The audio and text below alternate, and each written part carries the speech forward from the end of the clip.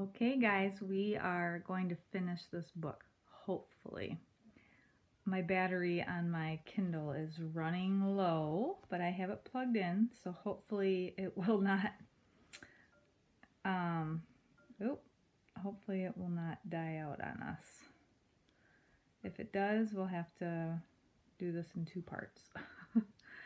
All right, this is called Chapter 19, The Return. And do you remember what just happened? Mr. Okax, we think he didn't make it. For a long time, Poppy gazed at the lifeless body of Mr. Okax. She thought she should be feeling triumphant joy. Plain gladness would have been good enough. Somewhere she did feel pride, but small as she was, it was buried deep. What Poppy felt was weariness, as if she had aged 4 seasons over the last hour. She felt old. Before her on the grass lay one of Mr. Okax's feathers. Poppy had never really looked at an owl's feather, and this one was quite lovely. It was a mottled brown color with a white tuft on top, soft as any baby's breath. She picked it up, and in the breeze the veins stirred slightly. With a sigh, Poppy slipped the feather into her sash. Then she turned and looked at the cornfield. At first she thought what she most desired was to lie down and sleep. It was growing dark, but a moment's thought made her realize sleep was impossible. What she needed to do was tell someone about her discoveries and what had happened. She crossed the dirt road and moved along the edge of the forest. There was enough of the porcupine's lingering scent for Poppy to find the trail that Aerith had used to go from his home to the field. For once, and it made her smile, she was grateful for this old fellow's stink. Plunging directly into Dimwood Forest, Poppy traveled slowly, taking the time for proper precautions. Now and again she paused to absorb the view, the way moonlight filtered through the air. A very tall tree, a particularly beautiful fern, a bush laden with blackberries as big as her head. And when Poppy finally reached Aerith's log, she paused long enough to contemplate Mr. Okax's now abandoned snag. Who, she wondered, would live there now? "Aerith," she called into the log. "Are you home? Aerith!" In response, there was some scratching and snorting deep within. "Is that you, Aerith?" "Who the snail squirt is that?" came the growled reply. "Can't a creature have any privacy around here? Beat it, unless you want to eat a quill sandwich." "Aerith, it's me, Poppy." "Who?" "Don't you remember? Poppy." "Poppy!" came the echo with more enthusiasm than before. A great rattling and shuffling could be heard. Then Aerith's grisly, flat face loomed out of the darkness. "That really you, girl? Where is it?" "Where's what?" "The salt. Didn't you bring it?" "Aerith, it's about Mr. Okax. I don't give a flea's flick for that jerk of an owl. Where's the salt you promised me?" "Well, it's there, by Newhouse.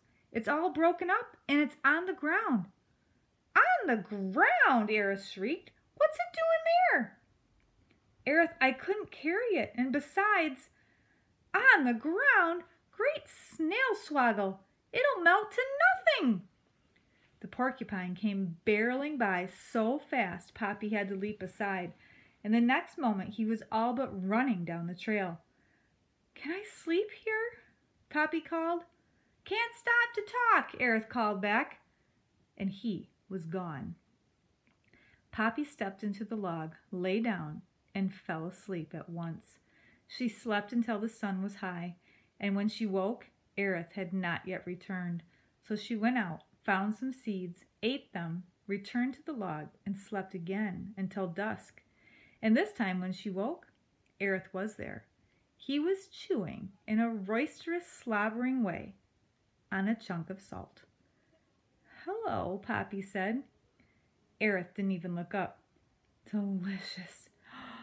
Best salt I ever had." He licked his lips. Awesome."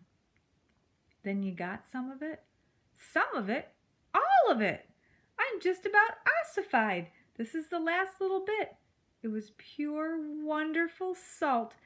Absolutely delicious, amazing, divine. Aerith? What's that? Did you see Mr. Ocax? Oh yeah, him. Dead.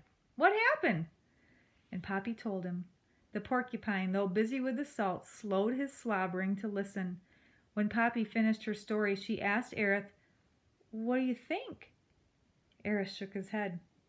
"Never thought I'd appreciate that owl's hard head, but if what you say is true..." "It is." "Well, I'm grateful he broke up this salt lick. Really, Poppy, it's incredible stuff. You want some? I mean, just a small taste." "Aerith, what's that?" "I'm going home now. May I come back and visit?" "Sure, Poppy, sure, anytime. And make sure you bring me some more salt." "I'm going now." "Poppy?" "What?" "You're the salt of the earth." Poppy crossed Glitter Creek by using the bridge, and the rest of the way she traveled by the side of the tar road. By the time she reached Gray House, it was late. The first thing she noticed was that the red flag was flying. She climbed the porch steps slowly. Instead of going right inside, she took a peek. The entire family was gathered in the front parlor. Lungwort stood atop the old straw hat, apparently in the middle of a speech. "And so, dear friends, we will have to break up our family. Yes, disperse. Go our separate ways, forage on our own. There's not enough food for us here. But first I wish to engage in a brief memorial tribute to our full family, which..." "Poppy? Is that you, Poppy?" She stepped inside, and all the mice turned to stare. Poppy gazed at them evenly. Then she pulled a feather, Mr. Ocax's feather, from her sash and held it for everybody to see. "Mr. Ocax is dead," she said. "And I can tell you that Newhouse is right next to a big field of corn that has enough to feed us all forever and ever." Here she is coming inside with Mr. Ocax's feather. "Ah, Poppy," Lungwort cried triumphantly. "Didn't I say that if you listened to my advice, all would be well?" Here he is with the thimble on his head, and all the mice gathered around.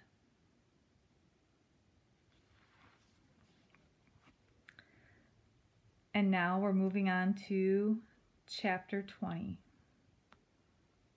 A New Beginning.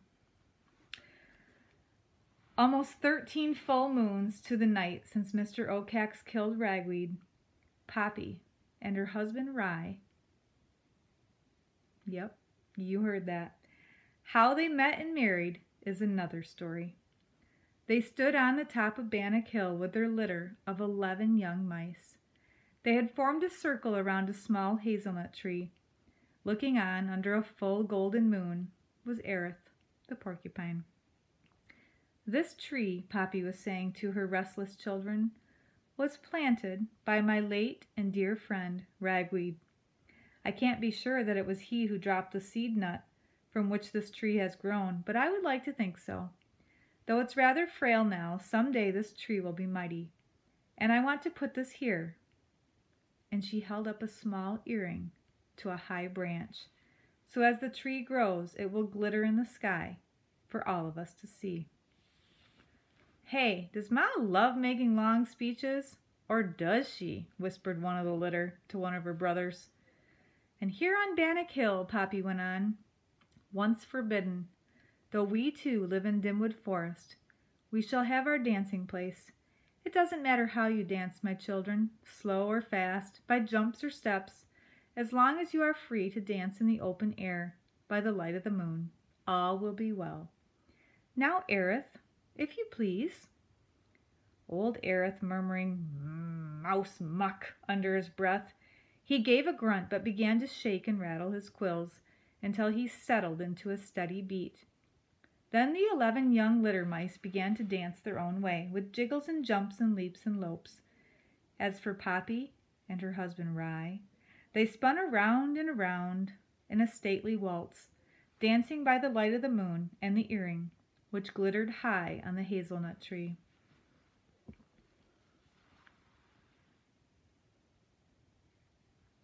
There they are. You see Aerith right over here?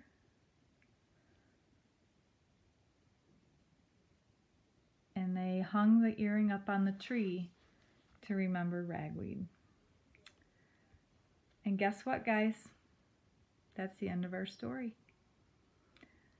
Oh, it was so good, wasn't it? I hope you loved it. The next story in the series is called Poppy and Rye.